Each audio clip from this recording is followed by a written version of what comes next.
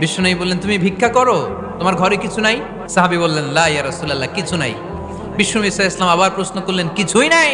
সে বলল, হ্যাঁ আছে, একটা জামা আছে, জামা, আর আছে একটা পানি খাওয়ার জগ। বিষ্ণু বললেন, দুইটা নিয়ে আস।